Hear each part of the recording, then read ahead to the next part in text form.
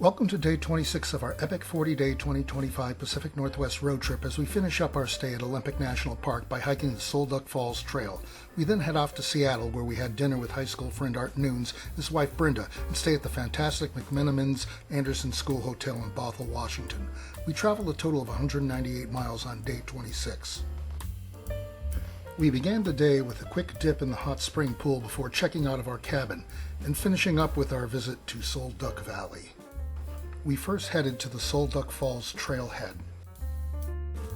The Sol Duc Falls Trails is a popular 1.6-mile out-and-back trail winding through a lush old-growth mossy forest canopy to a rustic wooden bridge. The bridge looks into a narrow rocky canyon where the river splits into an iconic multi-channel waterfall cascading 48 feet into the canyon. The elevation gain is about 200 feet.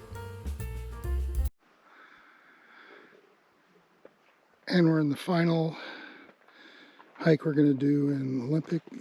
Apparently they call it Sol Duc Trail here. Going to the falls.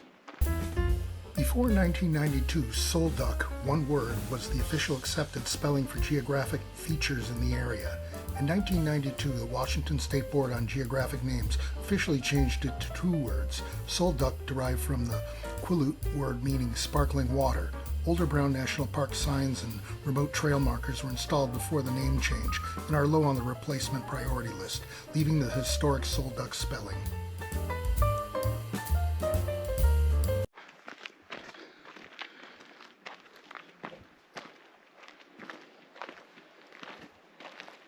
Here, we'll switch places and you'll give me a hand. Yeah. The trail path cuts through a lush canopy of ancient Douglas firs, western hemlocks, and Sitka spruce, covered in heavy green moss and surrounded by dense ferns. Here is the view after about 1/10 of a mile.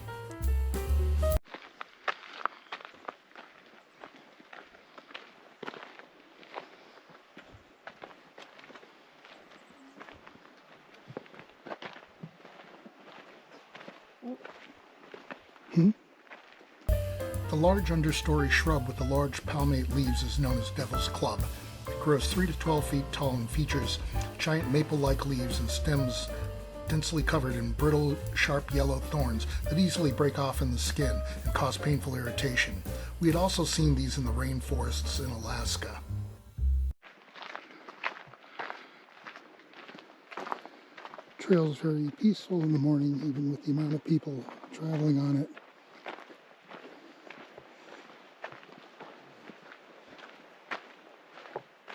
At about 1/2 mile, we came to a stream bed.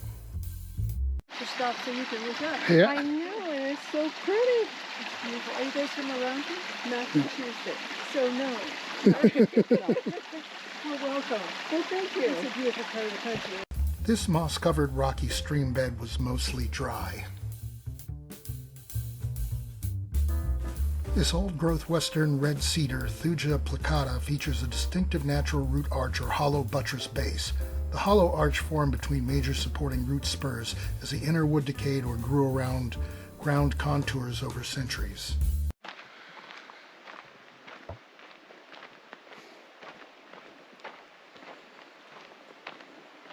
And we're going across several small little streams.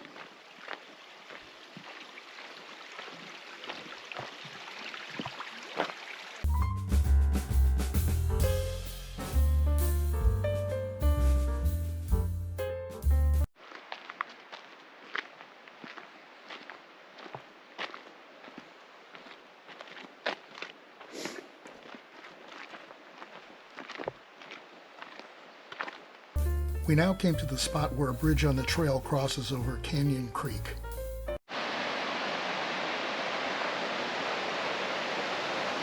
Here we are getting to Sol Duc Falls.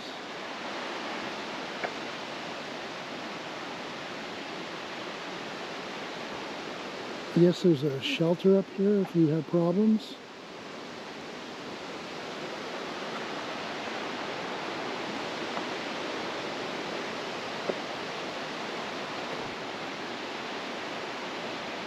The trail concludes at a rustic wooden footbridge spanning a dramatic gorge. That's downstream from the falls. From this vantage point, one looks directly down into the narrow rocky canyon where the Sol Duc River passes beneath the bridge.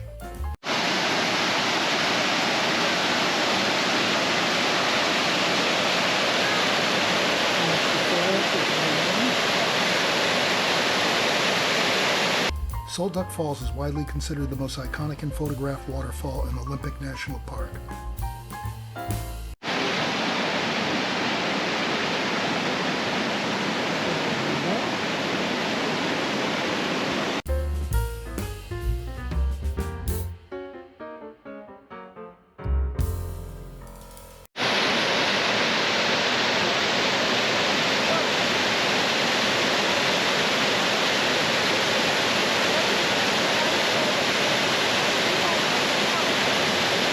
The river abruptly snaps at a right angle to cascade 48 feet into a narrow moss-draped canyon.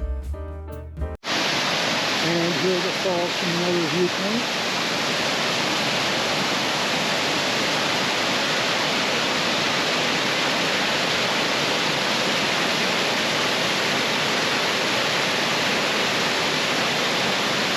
Depending on the seasonal water volume, the falls split dramatically into 3 or 4 separate rushing chutes.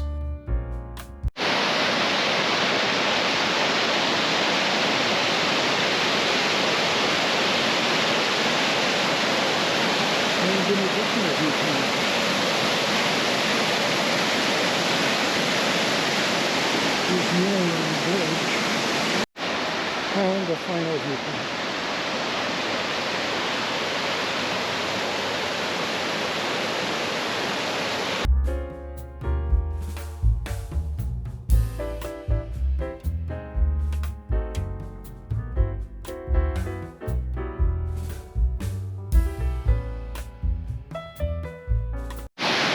Apparently last June, where you see that guy trying to take the picture from, someone went over and slipped and fell, and his body is still down there. They haven't been able to recover it yet.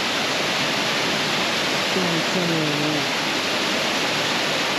On Sunday, June 8th, 2025, an 18-year-old visitor died after slipping on wet rocks at the top of Sol Duc Falls in Olympic National Park and plunging over the 50-foot waterfall. The cliffs surrounding the drop-off are heavily covered in wet moss and slick algae. Witness reported he resurfaced briefly at the bottom before submerging into the swift current. Rangers used thermal imaging and swift water teams to locate his body the following day. He was found completely submerged and pinned between the canyon's rock tiers. High water volumes from rapid snowmelt and warm temperatures had created extremely powerful currents and whirlpools. The narrow walls of the canyon tightly trapped rushing water, making escape or immediate rescue nearly impossible.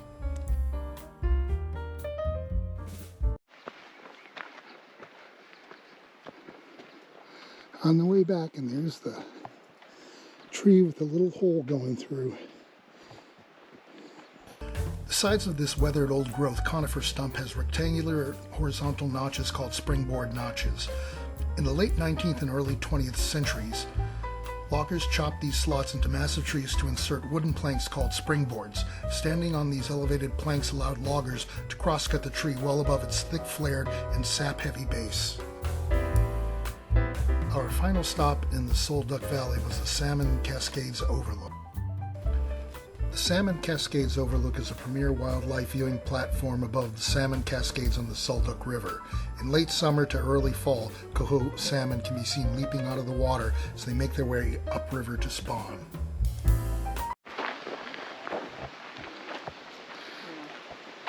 Here's a cool tree. Yeah, it's a tree growing on another tree. Yeah. And we're heading on to Salmon Cascades, where apparently it's around the time when we could see some salmon jumping up the river. We made a stop at an informational sign along the trail. It reads, "Leaps of a lifetime. Strength, endurance, instinct. How do tools of survival guide you through life's challenges? Watch these powerful forces at work as Coho salmon leap 11 feet up salmon cascades. Born in gravelly riverbeds above the cascades, thousands of juvenile Coho salmon memorize river scents on their 70-mile swim to sea. For up to 2 years, coho range hundreds of miles from Oregon to British Columbia. Ocean temperatures and salinity, angle of the sun, and magnetic fields help guide them back to Sol Duc River. These unique summer coho enter the river in July when water levels are low and then navigate the Cascades. By recalling river scents, about 1,000 coho return to their birthplace from late summer to early fall. When they spawn and die, coho salmon bring new life. Their marine nutrients benefit forest and over 130 wildlife species. After our short 190-foot walk, we made our way to the viewing platform.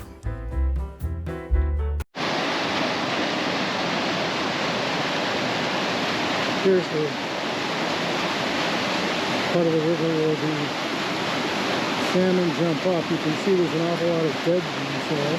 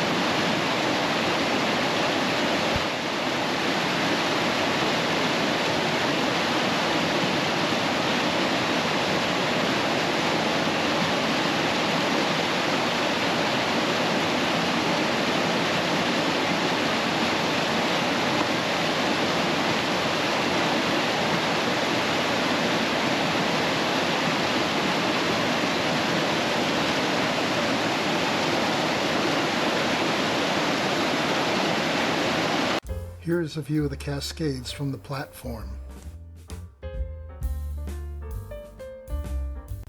The pool at the base of the jumble of rapids is where the salmon prepare to leap. Not all the fish survive the leap.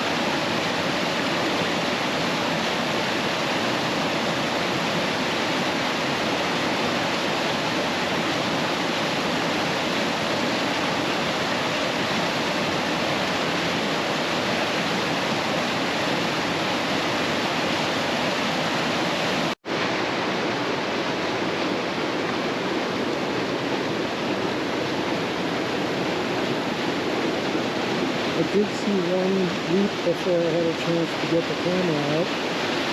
Haven't seen any since.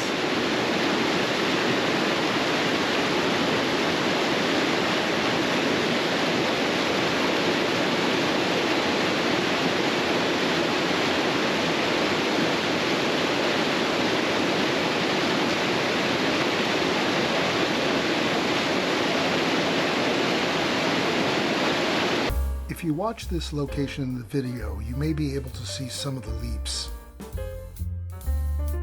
Because none of them were coming up there. No. Yeah, we saw one right in the fire. Right there. Yeah. Did you see it? Yeah. Nope. Well, hopefully the camera got it. I was talking to the folks next to us. Yeah. They're from Quincy. Oh, really? Like, hey, neighbor. Yeah, I saw it that time. But there was a whole group, and there was a real big one, and they were following the big guy.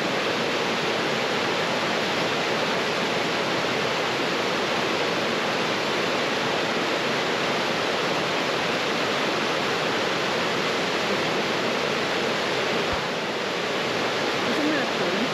Yeah. Feel bad for that. That's awesome. Especially the dead ones over there, huh?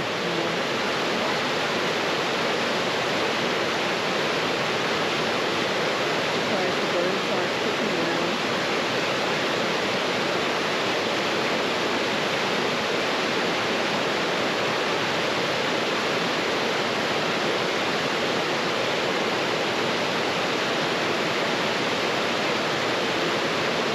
Oh, yeah. Saw me there. He's trying. He's a little guy. He's trying.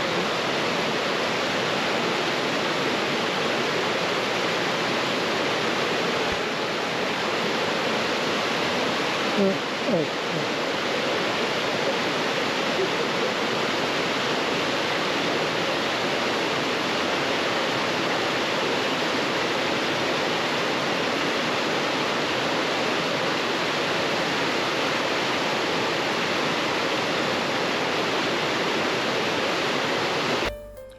Here is a still from the video. We now made our way around Puget Sound to the Seattle suburb of Bothell. There we stayed at McMenamins Anderson School, a vibrant boutique hotel. Built inside a beautifully restored 1931 junior high school, the property seamlessly blends historic preservation with quirky Pacific Northwest culture, featuring original schoolroom details, extensive local artwork, and pipes and chalkboard decor. Our room was uniquely converted from the property's original 1931 junior high school classrooms. It featured plush bedding and blended Art Deco historical charm, classic classroom architectural elements including high ceilings and large windows, and vibrant custom artwork and hand-painted murals.